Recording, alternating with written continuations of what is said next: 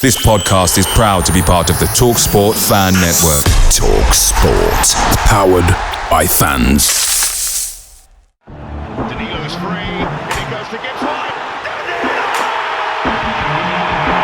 Edge of the box. Foley. Yes! Great goal!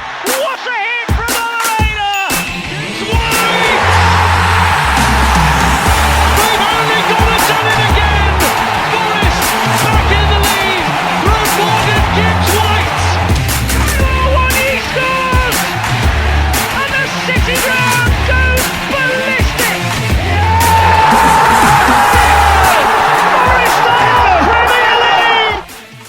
Hello and welcome to this episode of Red Side of the Trent as we round off pre-season and look ahead to the 24-25 Premier League season. The first time for a while, but we have an original full house today in the form of Adam, Christian and Lee. So, gentlemen, how are we? Just some mild grunts, yeah, no. Marvellous. It's bloody boiling. It is, yeah. You've got your couple of days of summer, what the UK has. That time. Yeah. So basically, just to start off this pod, I'm just going to round up some news in brief. I will say brief because there is quite a lot of rumours to get through. Yeah, so starting off, Ryan Yates penned a new 4-year deal. So congratulations to Ryan. We spoke about that on the last pod. So that was finally confirmed by the club. We rounded off our pre-season with friendlies as we returned to the City Ground for our solo pre-season home friendly against Spanish side Villarreal, which finished 0-0. The Yellow Submarine also missing a penalty in that game before we won a 4-3 thriller against Europa Conference League winners Olympiacos in Greece, thanks to a brace from Yates, one from Chris Wood, and a fine solo goal from Anthony Elanga. So that saw us round off pre-season. As I'm sure you're aware, if you are on social media, especially Twitter /X as it's known nowadays, there has been plenty of rumours knocking about in regards to Forest.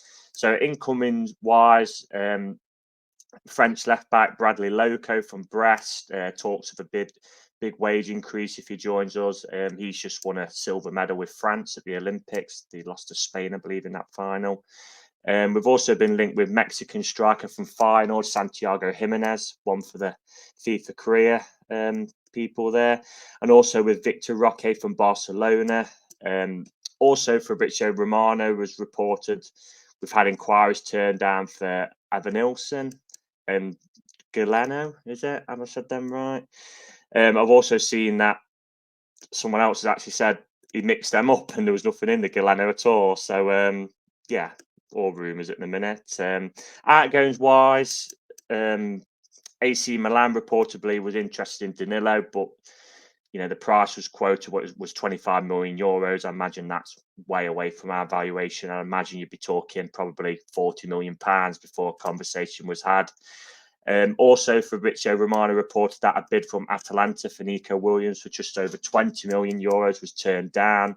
It is also believed that Liverpool have a 15% sell on if a deal was made to sell Nico.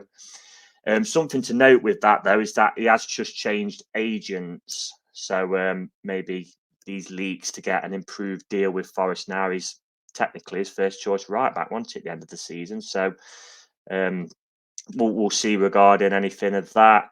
Like I said, I am stressing that all these are just reports, and if anything does happen with any new signings, we'll try to do some special episodes with people who know, as we did with Jota Silva.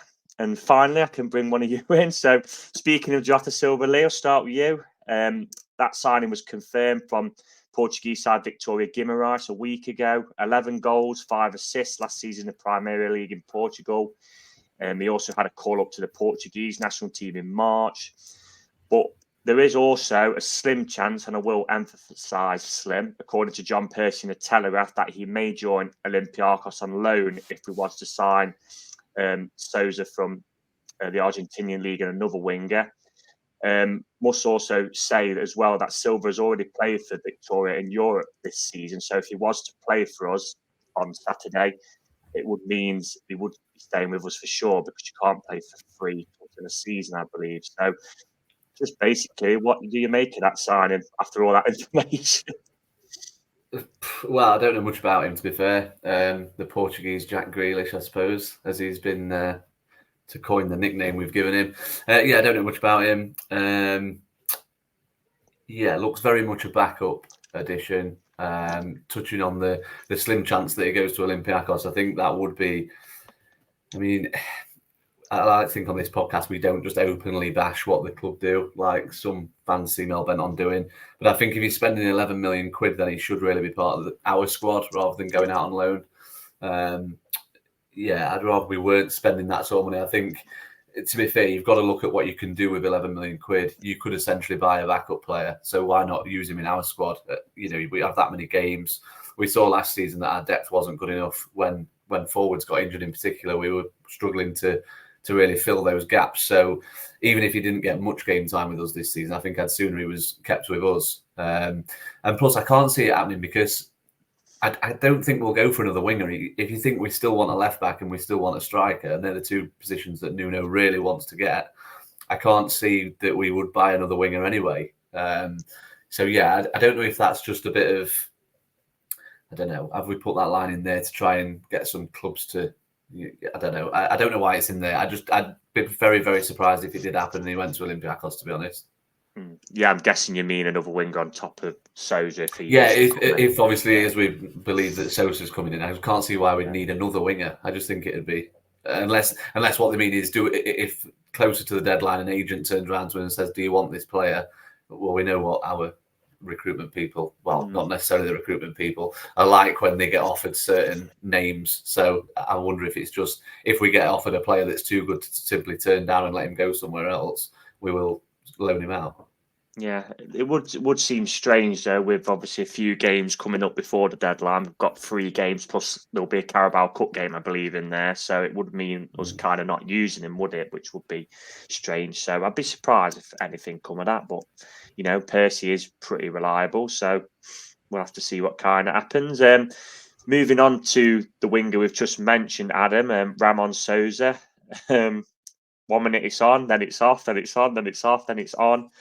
Then it's off, and now it is back on again today, according to the aforementioned John Percy again in the Telegraph. I know we've had a pod recorded with, a journalist who given us a lot more information on him, thinking he'd probably be signed by now, but he hasn't as of yet. There's rumours that he was basically going to go on strike. He doesn't want to play for his contracted club anymore. His girlfriend, who was learning English, wasn't happy.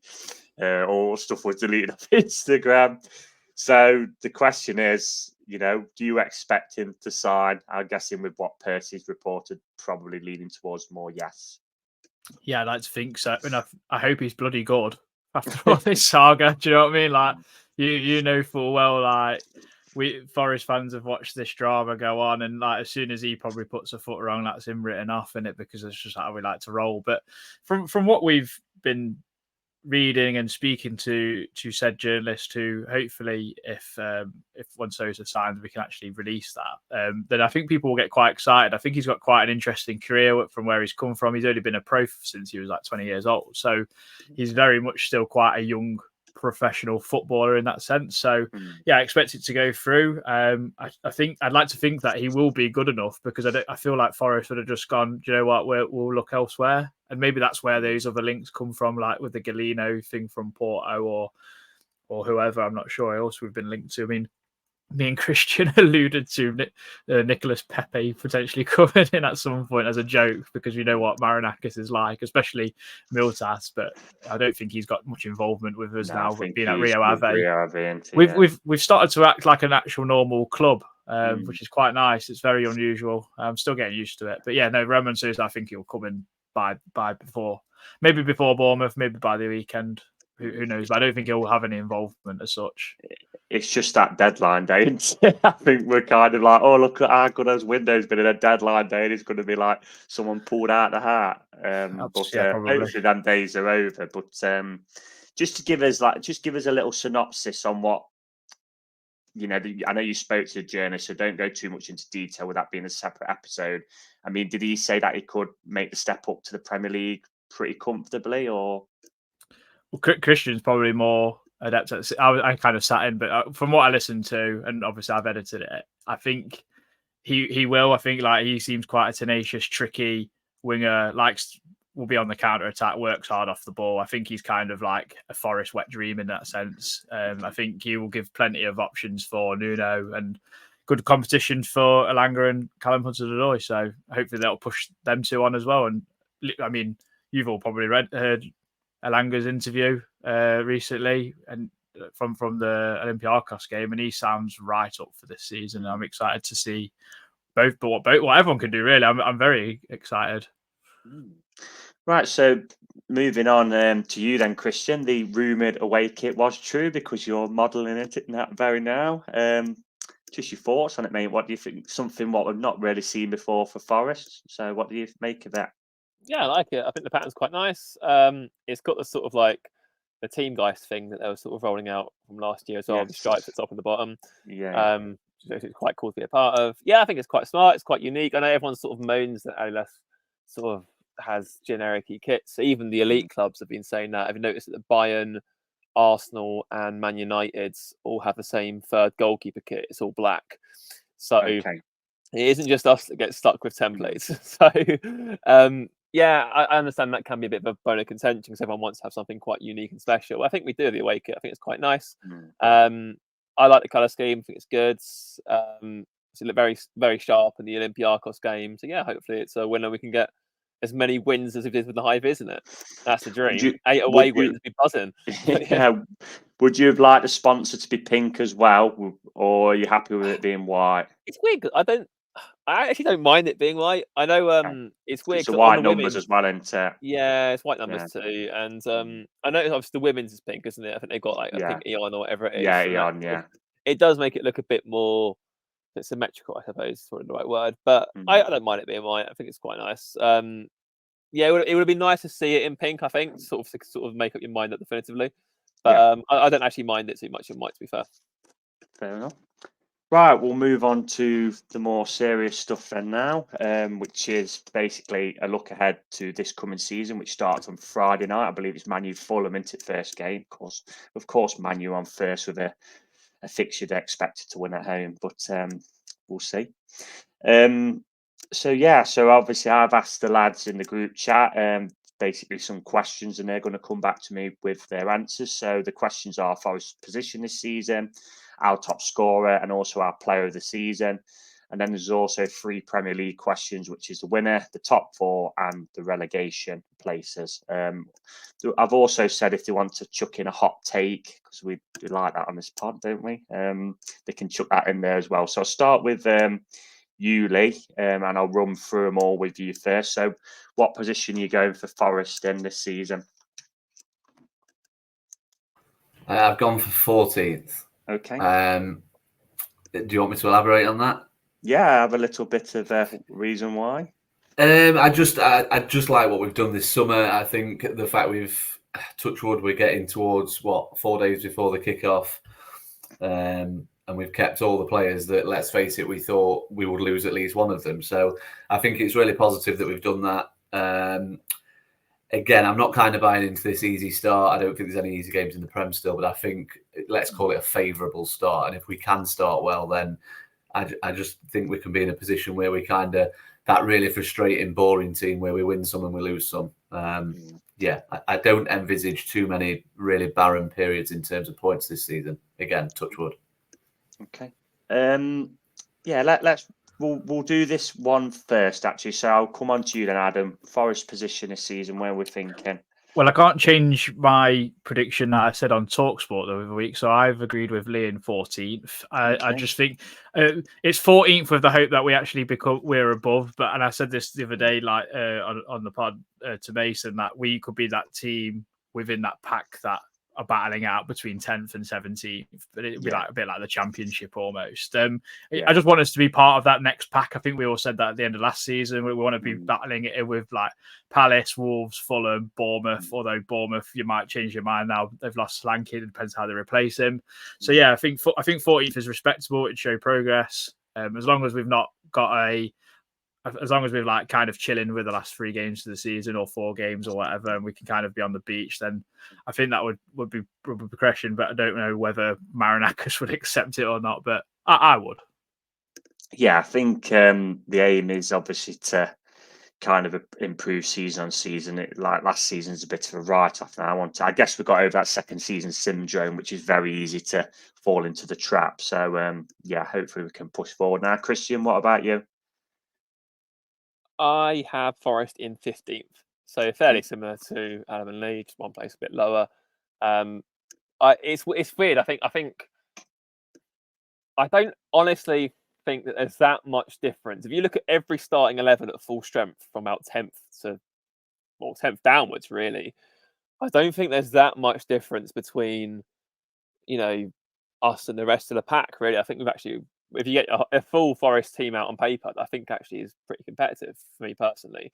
Which then for me it just comes down to manager ability and what manager can get the most out of his team and get them, more importantly, the most consistent. So really, like, you could have a situation at the end of the season where 10th to 16th is like throwing darts at a board and seeing which one lands. It could be one of any. So I've gone for Forest in 15th, so it's not too high, not too low. Bang on in the middle. And much like Adam, I'm hopeful that our end of season, I want to be 4 or 5 games to go. I want us mathematically safe. Costadale mid-table on the beach, cigars out, Hawaiian shirts out. Like, I want us, like, I don't want the stress of the last 2 seasons going into the final game weeks. And I really think that would represent huge progress. However, I do agree with Adam, whether Marinakis sees that as huge progress is another matter. But yeah, that's where I've got Forest.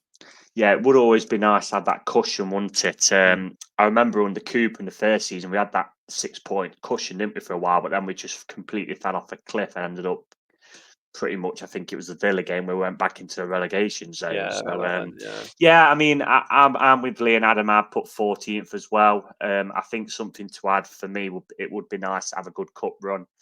I mean, a semi-final FA Cup would be nice because it'd be a trip to Wembley. I very much enjoyed the cup run in the first season back in the Prem, the semi-finals, as much as we didn't turn up in that semi-final at all. But yeah, that would be nice. Just always having kind of that cushion above the relegation zone and seeing some good football and a good cup run would be, I think, a reasonable aim for the season. But we shall see. A better start as well on paper this time. I've touched wood. As much as every game in this league is tough. Moving on to top scorer for Forest, Lee, who are you going to go with for that? Well, this is tricky because I think we will sign a striker. I think go for Jimenez if you want, if you fancy he's going to come in. No, I think the reason I say that is I think now looking at the links to strikers, if we'd have done this pod a week ago, I would have thought we would buy sort of a young lad maybe that comes in as a backup. I don't think we will now. So I think we're going to spend big and we'll probably get a striker. So naturally, all of our answers will probably change. I think at this moment in time, I didn't really write a conclusive answer down for this, to be honest.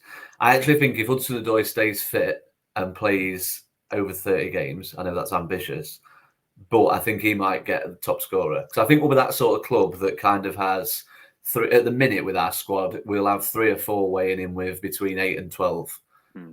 Rather than one getting 15 to 20. So, yeah, I'd go for Hudson-Odoi just to potentially be different to you 3, I think. Okay.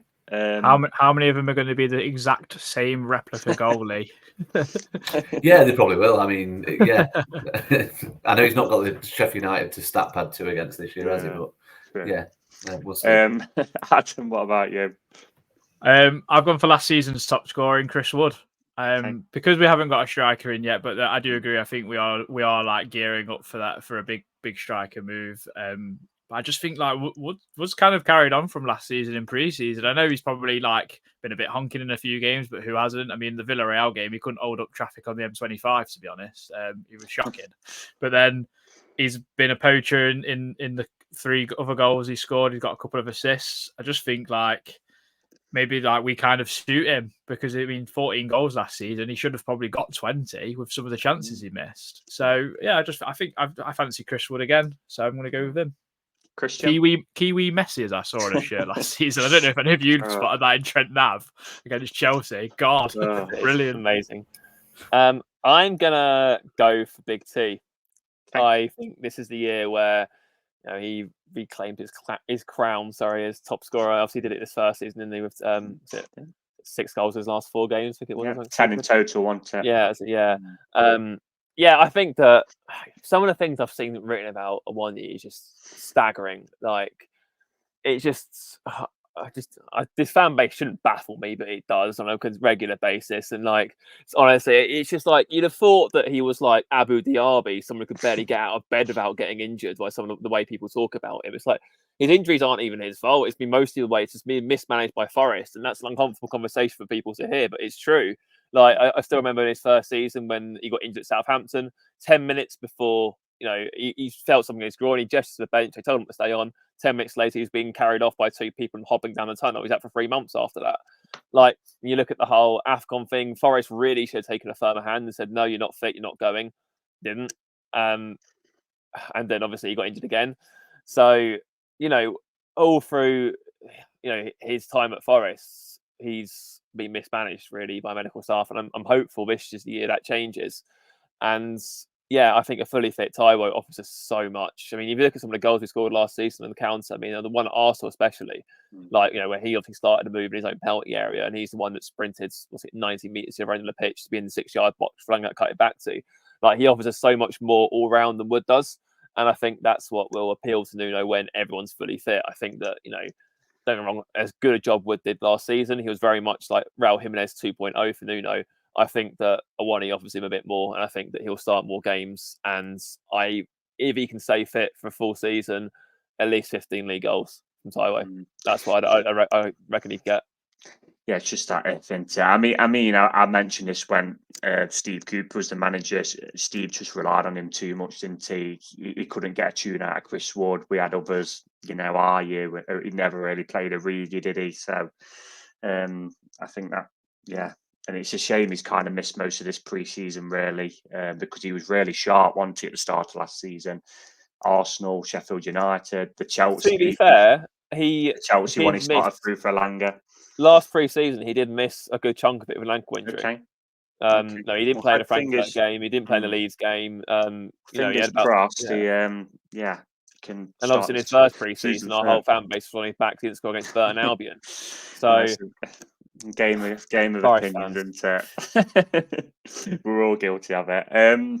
So my thinking is similar to one of yours, and my thinking is very similar to Lee's. So I agree with Lee that you're probably going to get Wood, Taiwo, and possibly somebody else who are going to kind of share that striking role. Whereas I look at Callum Hudson-Odoi, and I think kind of that left wing position is nailed on for him if he carries on this form.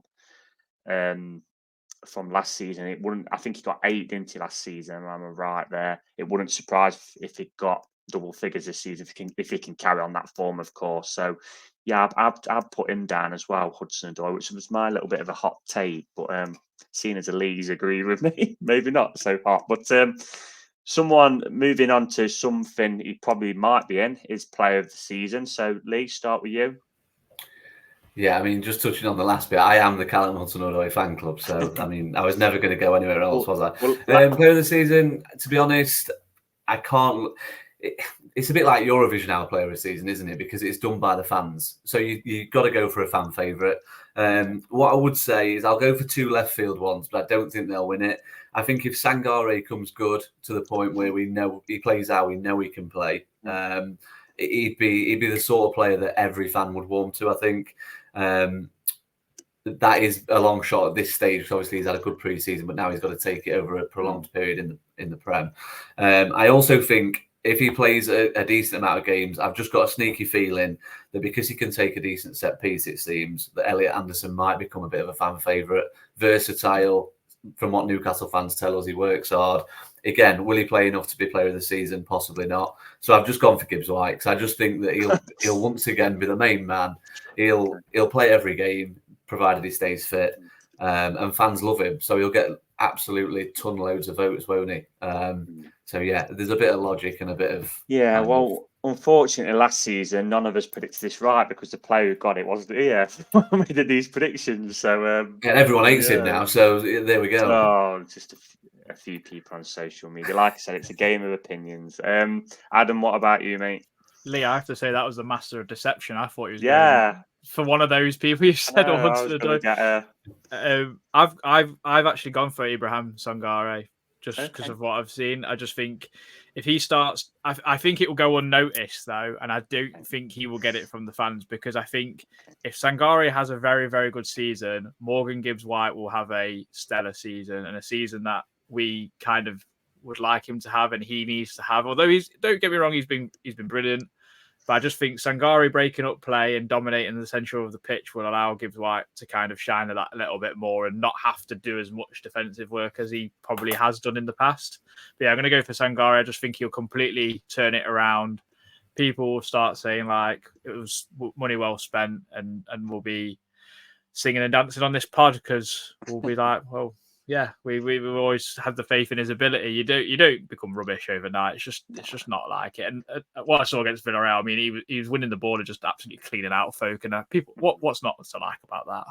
Yeah, I think what gets confused on social media is there is players who come to Forest and it probably doesn't work out, but you can see the good players. Remo Flores is an example for me. He's a prime example. He's gone back to Italy. He's going to be playing in the Champions League next season. He had a really good Euros. He's probably it just doesn't work out for some players at some clubs. We've seen far better players go to far bigger clubs and it just hasn't worked out for them. It's just the way it goes. But hopefully Sangare can come good, and that is a nailing your colours to the mast, Adam. What about you, Christian? I am going to agree with Lee. I've got Gibbs-White down as well. I think this is the year he takes back his crown after obviously being the throw-in by Murillo last season. Obviously forgot he won it in 2022-23. Yeah, I just think that, you know, he's the heartbeat of the side. He's a talisman. He's the go-to player. Like, obviously, I'm probably one of these people that will... Lee is right. It basically is Eurovision, which is quite concerning with it being Forest fans. But obviously, for me, Gibbs-White's probably my favourite player since Andy Reid, I'd say, Gibbs-White. So, yeah, I just think, you know, he's just so exciting to watch. He's someone that you would go and pay to watch play football. He's that good. And if he has a good season, Forest will have a good season. Put it that way, we'll be out of trouble. If he can get, like, you know, he's become a sort of like mini Matt Letizia minus a conspiracy theory for us recently, isn't he? Like one of those players that's too good to be in a team fighting relegation each year, but pulls it out the bag each season. And he's a heartbeat of the team. So, yeah, the aim for him will be to get more goals. I think if he can get at least 8, I think that would be, you know, because he probably will get double figures for assists again, just of how much how involved he is with Forest.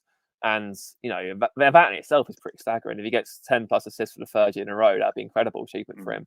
But yeah, I think as long as he stays healthy and injury free, Gibbs-White will mop up coming this season. Yeah, well, I mean, the first season he got 13 goal contributions in 35 games. Last season he played 37 and got 15. So if he pushes that more towards 20, 5 goals both in the last 2 seasons. He did say in his little interview earlier, I'm not sure if you guys seen it, that he would like to add more goals to his game. That is something, it's not a criticism, but sometimes he kind of does that either needle pass when it's not really on. I just think on the edge of the box, have a shot. You know, if it flies over, it flies over. But yeah, hopefully he can carry on from the last 2 seasons. I'm not going to agree with any of you, and I've gone for Hudson-Odoi again for this one. If he just can continue that form on from the back end of last season and has a full season where he's sharp and he doesn't get injured, I can just see him being such a major threat for us. Because the first kind of half of the season, I know he scored the goal against Burnley, but he didn't really take off for him, did he? Until really when Nuno come in, second half of the season, he was, you know, back end of the season, he was absolutely brilliant. So if he can carry that on, he's my early shout. But you watch us sign somebody and it'll be them instead. So anyway, moving on from the Forest 3 subjects, we're going to go on to the Premier League. So again, start with you, Lee. So your winner for this season?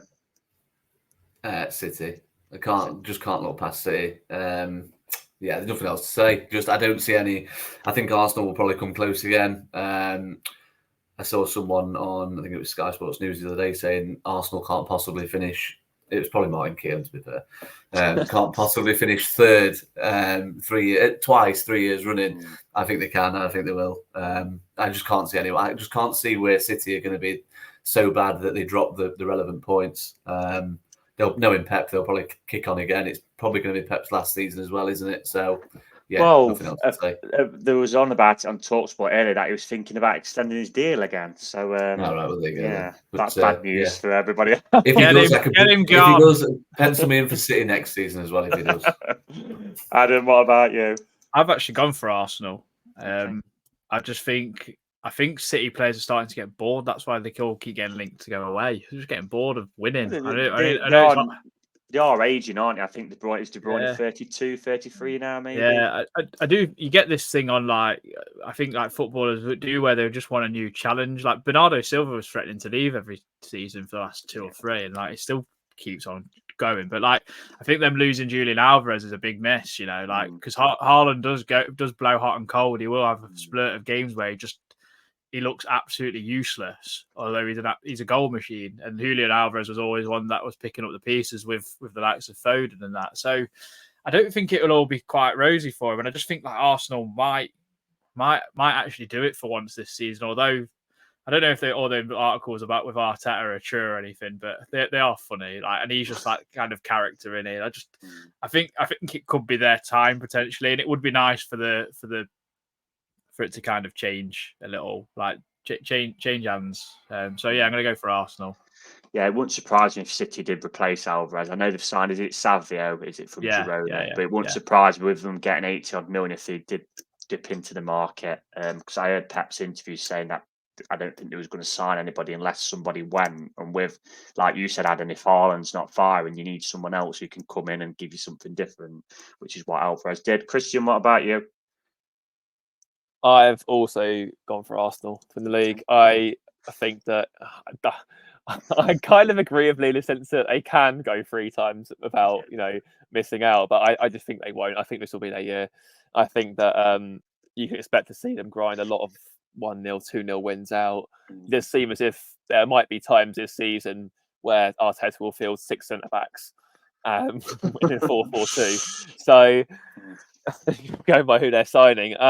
But yeah, those articles are quite funny, aren't they? It's he's gone from the tapas Pulis to being the Basque Brendan Rodgers, isn't he now?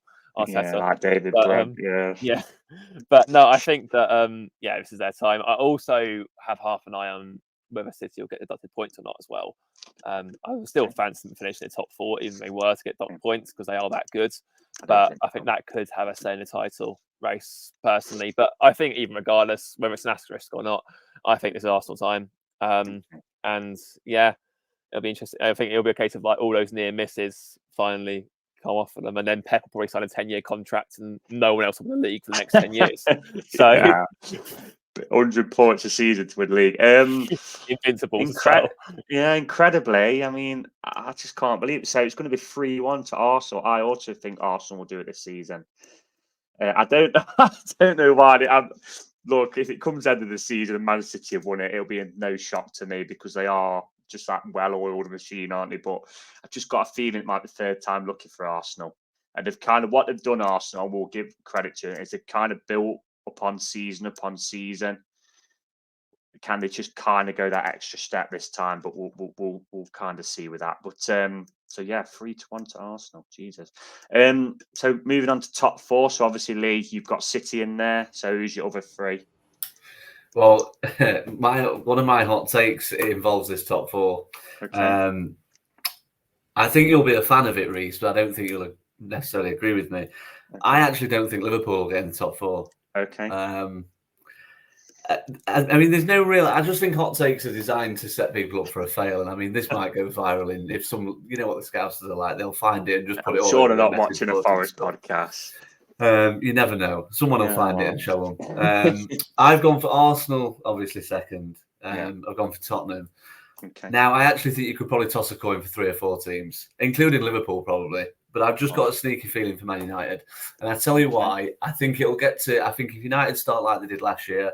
Ten Hag's gone, and they'll probably push the boat out for another manager, a better manager. And these new owners just don't seem like the sort that are going to make the same mistakes that the Glazers. They'll push the boat out for a top manager, and I've just got a sneaky feeling that will happen, and they'll finish in the top 4.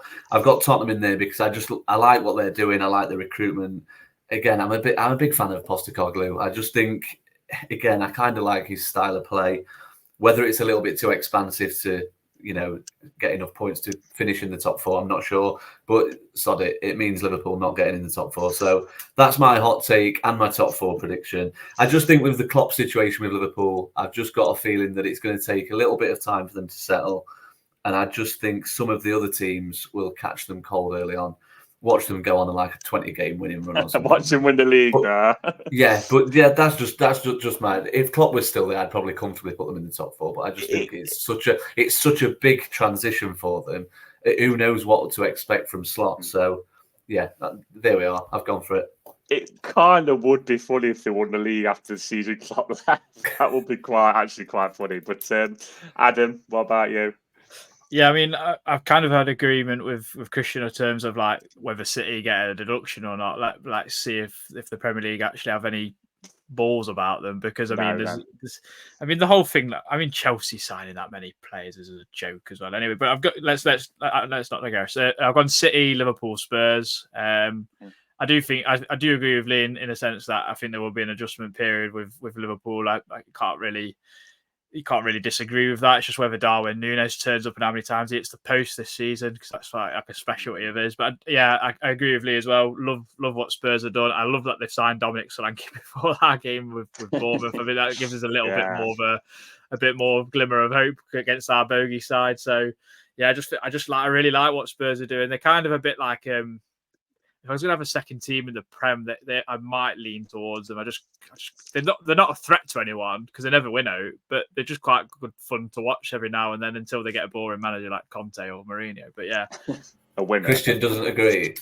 Yeah, and I like Postecoglou. I agree with that, and it's nice to see Jed back in the mix by the looks of it. So it'll be interesting to see if he does. But Pedro Porro is so good, isn't he? Pedro Porro is brilliant. Just to jump in there, if Spurs line up with Johnson and Spence down I actually think there'll be Forest fans trying to get tickets to go and watch Tottenham instead. Yeah, not me. Christian, what about you? Spurs way becomes the most keenly anticipated away that ever happens, doesn't it? My top 4. So I've gone with obviously Arsenal to win the league, City, Liverpool, and Newcastle, which. Obviously, Newcastle seems to be a bit of a surprise for you in the chat. My reasons being are, I think, one of the reasons Newcastle struggled last season so much was because they had so many injuries and because they were playing so many games. This season, and even then, they still came 7th. So this season, they haven't really lost anyone crucial anyway. They've still kept Bruno, they've still kept Gordon, they've still kept Isak, for example. I think that they look like they're going to sign Gahey as well. That'll be a massive signing for them. Obviously, Livermento's at a point now. He'll replace Trippier pretty seamlessly, I think. I just think they've got a lot going on there. I rate Howe very much as a manager. And I think that Liverpool in place for them. While other teams are playing with the extended European campaign going at January now as well, I think Newcastle really benefit from that. And I think they'll go all out and get top 4. My hot take actually does involve Spurs. So I actually have 2 kind of. So provisionally, I had Man United in 11th in my pre-season predictions before eventually putting them in 9th, just because they have the worst manager in the league by a country mile. I agree with Lee. I actually think Ten Hag will get sacked about November time because Ratcliffe clearly wants more than just Europa League, Conference League challenging, and his tactics are childish, to put it mildly. I can see them. I'll go one of 2 ways. Either they hire someone like Thomas Tuchel and actually push on top 4 and European qualification, or they hire Gareth Southgate and finish in the bottom half. I could go either way. So, but that wasn't my hot take. My hot take actually involved Spurs. I had Spurs in 6th, but I've several times took them out. I had them as low as 8th and 9th at one point. My prediction is that Mateball gets exposed badly. It was really starting towards the end of the last season. I think Spurs' first 10 games was 27 points, I think it was. If you look at their points per game total from their point afterwards, they would have finished about 10th. So they've already started to get eyed up by the big teams. I can see that, I don't know, I can just see it getting to a case where March, April time and Ange gets fed up with the Spurs structure of not actually wanting to win anything. We saw the massive flare up with their fans over the whole City game towards the end of the season. And I wouldn't be surprised if he resigns or gets sacked this season. That's my hot take regarding for the season. Okay, interesting. So my top 4 is obviously Arsenal for the league, but like I said, I mean, if City won it, wouldn't be a surprise. City, Liverpool, I think they have been pretty good pre-season, what I've been reading, and Spurs would be my team to finish fourth, because I just look at the others. Chelsea are just, I'm not sure what, it wouldn't surprise me if he didn't last the season. Maresca, again, Man United, I agree. If they don't get off to a bad start, because Jim Radcliffe's a businessman and he'll look at Champions League qualifications being big money, and if he's stinking at Ten Hag, he'll be out the door. So and then I just look at the other sides, Villa, who obviously finished top four last season, probably just haven't got the squad depth with having the Champions League. I know this is a disagreement to you, Christian, but again, I don't think Newcastle have quite got enough, but we'll have to see. West Ham are building a nice squad. I wouldn't surprise if they got a Europa Conference League spot. But yeah, that's my top four. And then moving on to, unfortunately, probably the side of the table we're going to be towards, which is the relegation spots. So Lee, who's going to go down? I can't really make a compelling case for any club at this moment in time, other than the three that came up. And I know that's really boring. I think they've all got it in the locker to have a few decent days in the sun, but I just don't think they've. I listened to Luke Chambers on something this morning, and he was obviously in the Ipswich camp as well. I do agree with him. I think they will surprise the odd team, but surprising the odd team and actually do it on a consistent basis to get to 30 points, 35 points is completely different. Which is what Luton did, didn't it? They beat Brighton. Yeah, I just can't. The only thing I'm going to throw into the mix is I was doing a bit of digging because we put so much research into this podcast for those listening. And I had a little look at Wolves' fixtures. Now, I don't know if anyone's seen Wolves' start to the season, but it is horrific. They play Arsenal away, Chelsea at home, then they play us, then they play Newcastle, then they play Villa, Liverpool, Brentford, City, Brighton. That is a tricky run of fixtures. From what I read on bits and bobs at work and at social media, the fans are getting a bit disgruntled that the signings aren't coming. Obviously, they've lost Nito this week. So, yeah, I think if I've got to throw another club into the mix that I think might be in for a bit of a shock this season, I'll probably go for Wolves. But other than that... Have they signed anybody, Wolves? I'm not sure if they have or not, to be honest. I mean, it's easy. I think a lot of people are throwing Brentford down there, but whilst they've still got Tony, I'm not sure I see them. I think they'll have more than enough. So, yeah, I think the only other club that I can see getting embroiled down there is Wolves. And I suppose it will also obviously lost Kilman as well, haven't they, Wolves? I think Bournemouth's got a job on now as well, replacing Solanke as well. But again, I think they'll have enough because I quite like their manager. So yeah, just because of this start, and can O'Neill do it again this season? I just think at the minute they're looking a little bit perilous as well. Adam, I've got Ipswich and Leicester. I think Leicester will finish bottom personally. Reading from their fans and like who they're recruiting and everything else. Although I know they've been linked. I know they've been linked to a couple like Adam Hosselek from Leverkusen, and there was a link with Reece. Yeah, there was links with Reece Nelson at the start. I just think with the impending deduction, which seems everyone has seemingly forgotten, I just think they won't have enough. I don't think I like Cooper. Obviously, we've all got that connection with him, though. But I just don't think he's going to cut it at Leicester person. I think they've got an aging striker in Vardy. I don't think he's going to do too much this season. And then I think Ipswich might do the best out of the current crop, because I just think McKenna will have that adaptability. I do, but I don't know whether they'll have enough to survive. And then I'm kind of teetering on who's the third club, whether it's Southampton, because you've seen what Russell Martin did at Swansea, and when he played that sort of football, you're thinking you're going to get absolutely destroyed by teams when they we destroyed them in the Championship twice. I mean, look, and you look at what happened with Burnley. They played similar football and they just got absolutely ran over. And it's whether Russell Martin will deter from that when the going gets tough, and I'm not sure if he will or not. But the other team is Brentford, because I just don't know if Tony stays or not. And we've seen how poor they were without him, and then Sade got injured for most of the last season, and then the new striker, that Igor Thiago, they bought from Bruges, I think it is, he got injured. He's injured for several months already. Will they have enough? I don't think they've bought in a lot of players, and it's just whether they promote from within or whatever. I know they've got a few good younger players in there, but Thomas Frank is a decent manager. As much as we dislike him, within the Forest community. He's done a great job at Brentford. Can't deny that. But yeah, I think kind of like the usual suspects will be within the mix. But yeah, I think them four I kind of worry for most. So are you going for Leicester, Ipswich, and I'm gonna say Brentford. Bugger it. Brentford. Okay. So Southampton stay up then. They have got Somehow. Vista, haven't they, still? I mean, he's not bad he's scored. No, he's good. I remember Wermo, goals. who I said to you earlier. I'm surprised he's not been linked away. Yeah, well, apparently there was on about Tony on TalkSport earlier. Simon Jordan says he kind of knows the ins and outs of deals, and he apparently wants $250,000 a week, Tony. This is why nobody's coming for him yet. But hence the Saudi links. Christian, what about you? It just sums Ivan Tony up, doesn't it? Like the ego of Pele, Maradona, and we all loved him. We loved him a month ago when he was scoring past it's about he's like, he's a joking footballer. Honestly, he's a decent mid-table Premier League player, Ivan Tony. Like, his ego far exceeds his footballing ability. Like, but I've Southampton bottom for me by March. That'll be done by March if Russell Martin's in charge for the whole season. Like, because like you said, like. I saw an interview of him saying that I'm not going to adopt my principles or styles. Like, okay, mate, you'll lose 6-0 every week then. Like, that's going to happen. So yeah, Southampton bottom without a trace. Sadly, because I went to uni there, I've got a lot of affection for the city and the team. But yeah, if Martin says that the season doesn't change, he's naive enough to think that his way or no way will work in the top flight. Good night, no chance. 19th, I had Brentford.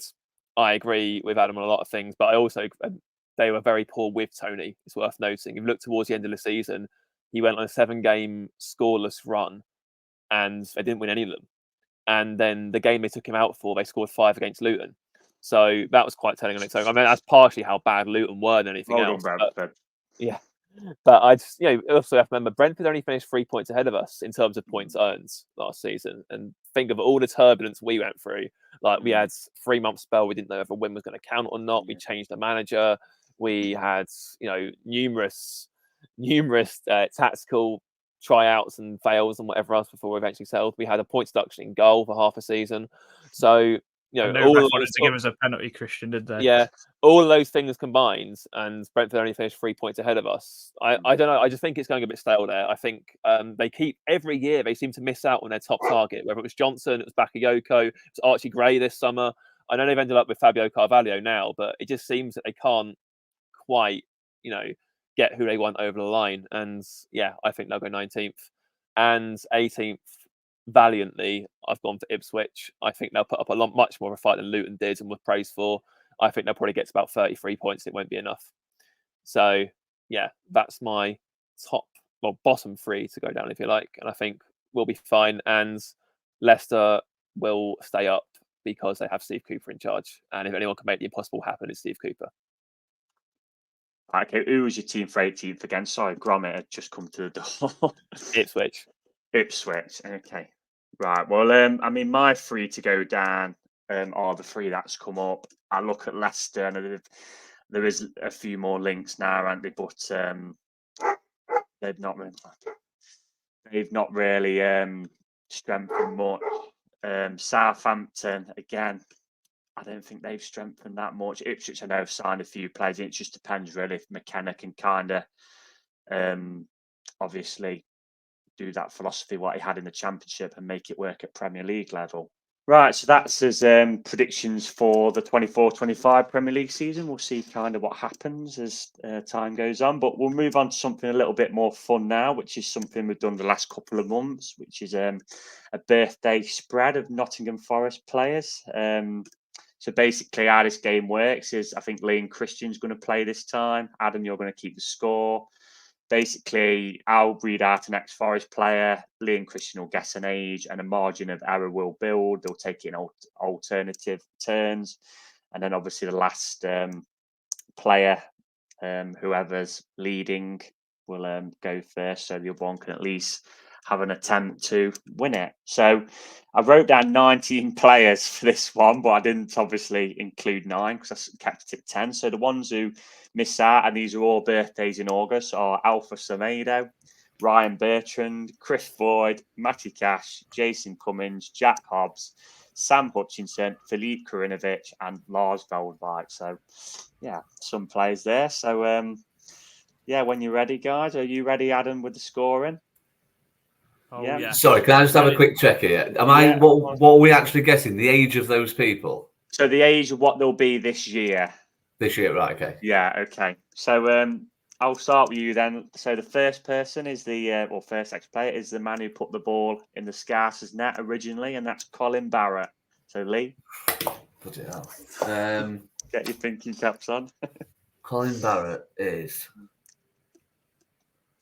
Apologies if this is way off, Colin. I used to actually speak to Colin weekly for a column, so I should probably know this. 71. Okay. Christian. I remember last time when I played Bertles, I was about 10 years out. So I'm gonna go for about 62. He's 72. Oh, not again. So I think that. So Adam scores. Keep your microphone on, mate, for this one. So that is Lee 1, Christian 10. 10. Oh dear. Right. Player number Twice in a 2. row. Player number 2, Christian, is Lee Camp. Lee Camp. I'm gonna go 39. Lee. I've got a sneaky feeling he's a year older than me, and I'm just 37, so I'm going to go 38. He's 40 this year.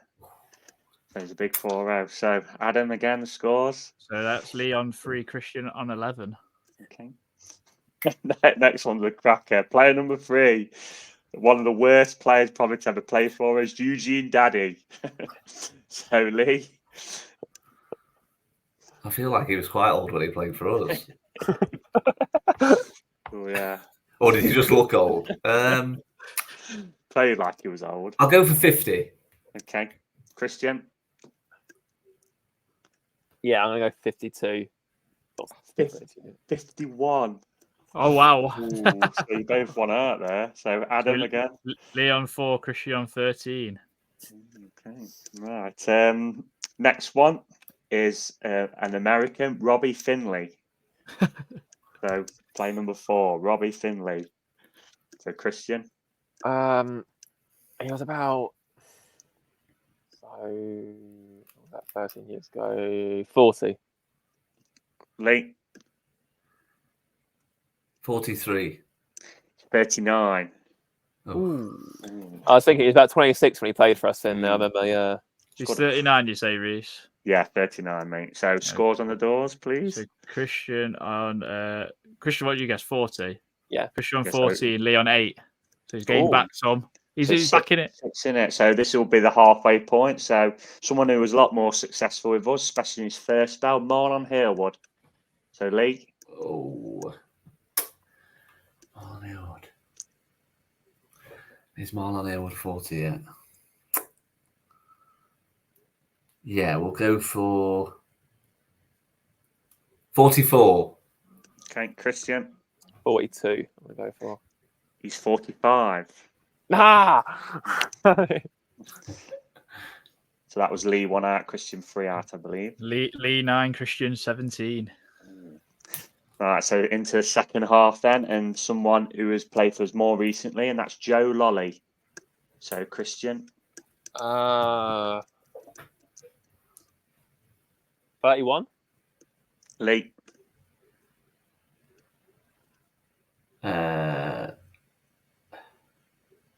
33. 32. Both sides again. 10, 18. 10, 18. So is it Lee on 10, Christian 18?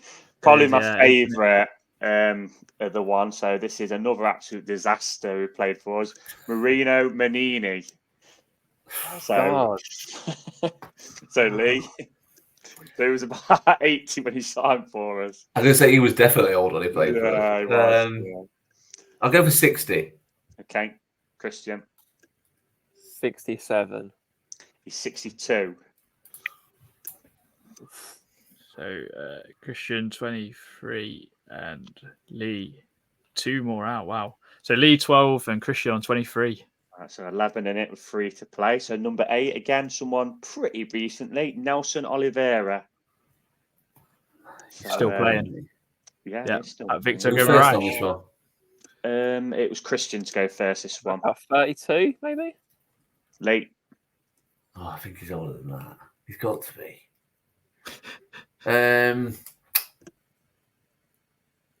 35. He's 33. You clawed one back there, Christian. That does surprise me. I thought he was older than that. So that's Leon 15, Christian 24. Okay. 9 in it.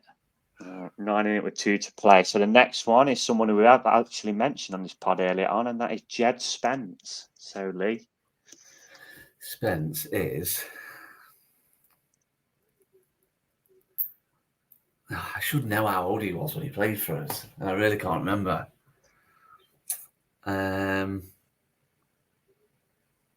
25.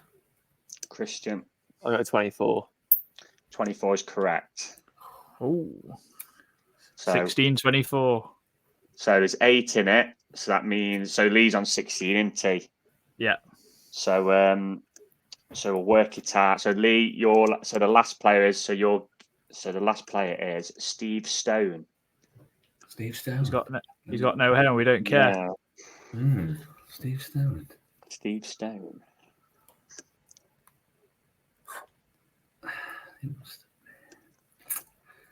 I can see me being badly wrong on this.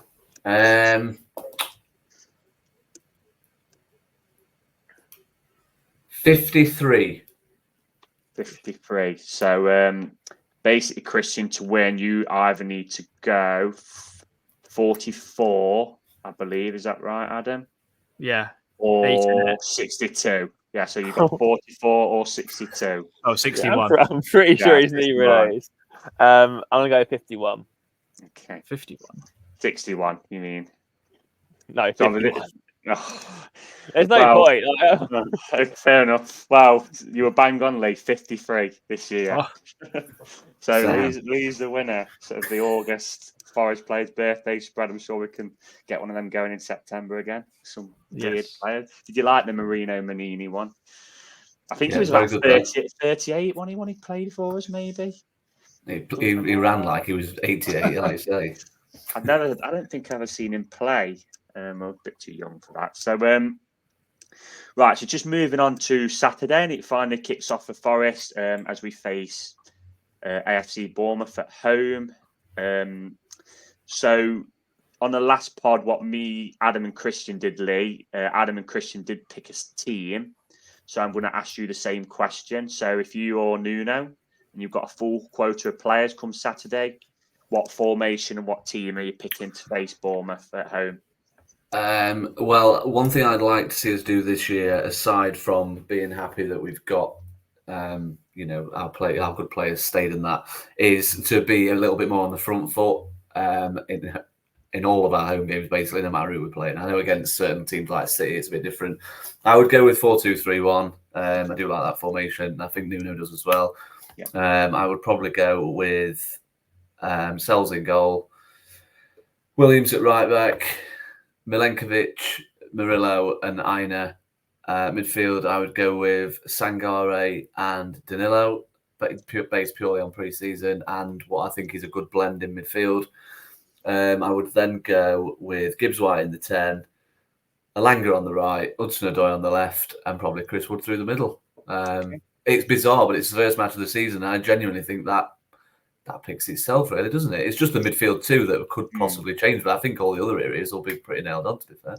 Yeah, because you could make cases for Elliot Anderson, you could make cases for Ryan Yates, you could make cases for Nico Dominguez to all be in there, Well, I would say, just based on what Christian said about Taiwo not having too much of a pre-season in the other seasons he's been with us, it wouldn't surprise me to see Taiwo start, to be fair. But I think it's much of a muchness. If Nuno thinks that he's ready and it doesn't matter that he's not played a great deal in pre-season, then fine. But I just sense that he might go with Wood. I think that's the exact same team as what you picked, Adam, into. I think did Christian go same but went for Taiwo up top? I think that's because you gave him the option if everyone was fit, basically. Yeah, if everyone's he is fit, isn't he? You think? But he's not. He's just not played enough minutes. But I think it's something to reiterate. I think Christian said it earlier about everyone's squads are quite even. I think the good thing about this season is we've we've kept the team together. It's like we've not had loads of ins, and we've had a few ins, but not like crazy amount. Yeah. And Not yet. we've put one starter in, haven't we? Like in Milenkovic, who we identified as an area we need to address. But I think that kind of puts us in a lot better stead than it has obviously in the last 2 seasons. I guess as well, you could argue Sangare being, if he does start, is like a new signing in there, and it ended up being a pretty disaster in the end, didn't it? Really, last season he was a sub who wasn't really getting used in the end. So, are you three in agreement on that's probably the team you'd expect? Yeah. Any pushbacks or? I think the only one is maybe Anderson over Danilo, but I think the blend there with a left footer and the right footer is pretty good. And I think we said this earlier about when Danilo's was linked to Milan. I just think like he's busy enough to be like that 8, but he's worked hard enough to support Sangare if he's getting overrun in midfield. It would just be really interesting to see who they start up top, and obviously we will find that out maybe in a little bit. We'll find that out from our Bournemouth opposition preview. Yeah, obviously, just to chat about Bournemouth, I'm just looking who they've kind of got up front there. They got Inisu now, who they had last season. Yeah, Semenyo's kind of a wide might forward, play there.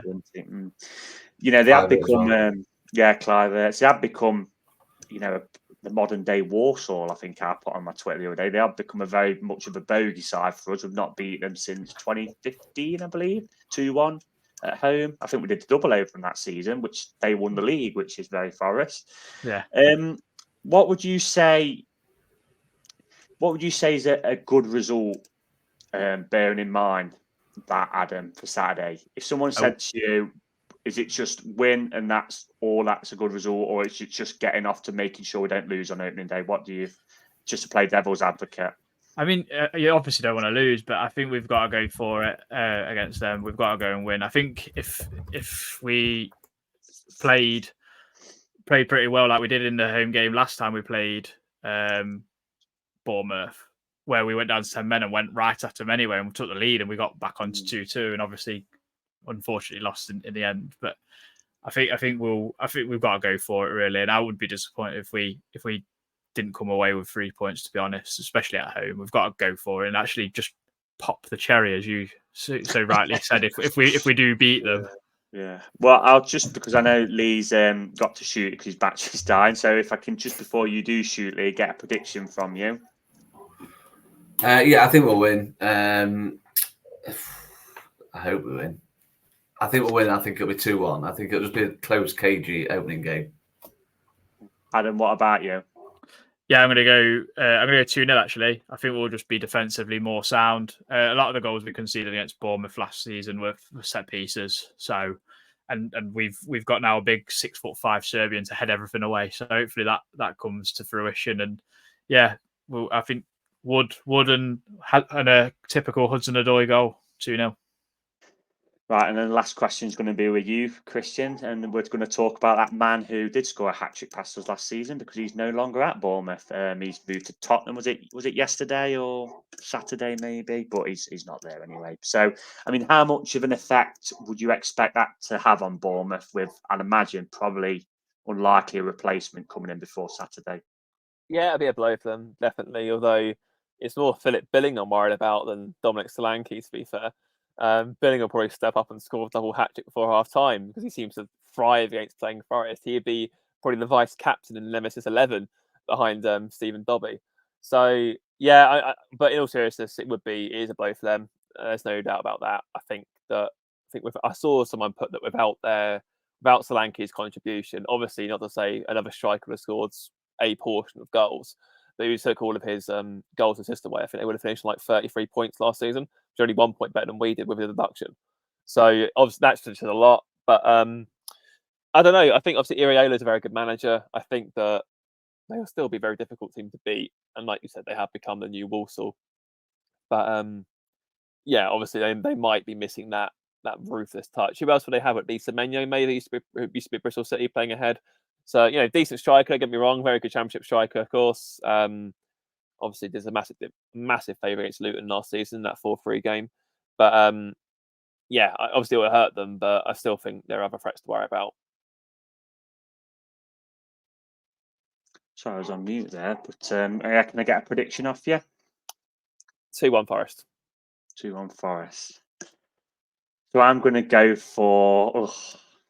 I will make it a full house. I'm going to go for us to win 1-0, which would be perfect start. So so basically that's it then for this episode. Adam, I believe you're doing a preview with one of the 3 Bournemouth fans. What's available? I won't say that to him because that's a bit I'm cruel. joking Yes. every time. Yes, I am. I'm just hoping like conditions are good enough for them to come and play at the City Ground and all that. But I know they relished coming here. They're bloody just such a bogey. I hate them. Hopefully not another 3-2 again, like the last 2 seasons. I'll take a 3-2 in our favour. Yeah, that'd be nice. Yeah, but that would be lovely. Which we took the lead in both games and lost. So so that's it then for this episode. That fan preview, I think you're going to be bringing that out on Thursday, aren't you? Yeah. So we're all looking forward to being back. So enjoy the sunshine, hopefully on Saturday, as we get back to Premier League football on the City Ground. And until then, come on, you Reds.